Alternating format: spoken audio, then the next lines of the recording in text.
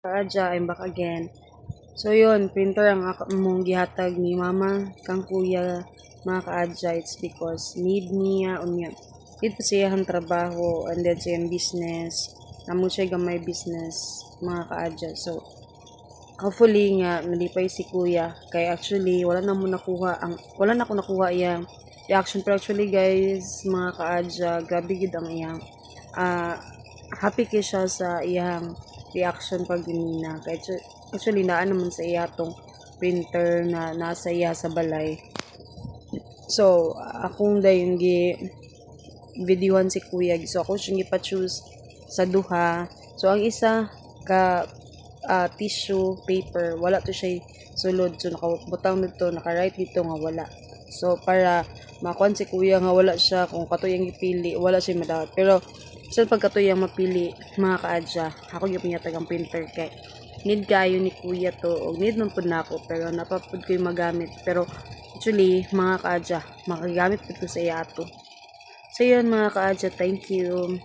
Don't forget to pray always and thank God every day. Thank you mga kaadya.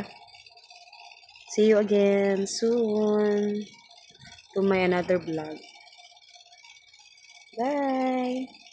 Nami give sa imo pero mag-choose ka ani sa duwa. Mag-choose ka ani sa duwa.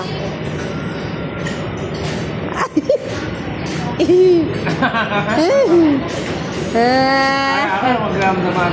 Sige, paramdami kung asa dapit. The left side. Left side? Left side eh. Sige. Sige daw eh. I-open. I-open. Printer! Hello! Nakay printer? Asa man na?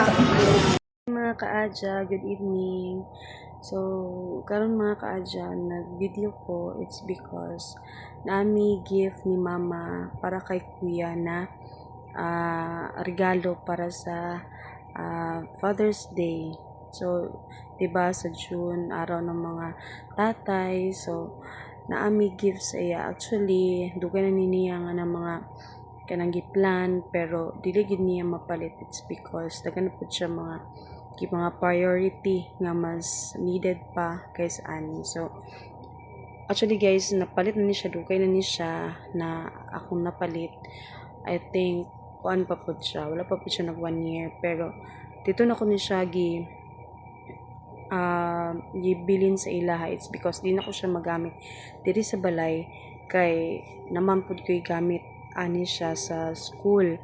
So mo nang gibilin ako didto para iyang magamit pod para pud sa ako ang pag-umangkon na nag-school pod kay ay mga kaadya. So yun, nakoy video and then surprise na ko siya na magkuan mi sa gawas, mag lunch mi uban sa iyahang wife sa ko ang ate. So pati pod ni mama. So yun mga kaadya. So wait and see mga kaadya on sa reaction ni kuya. So yun.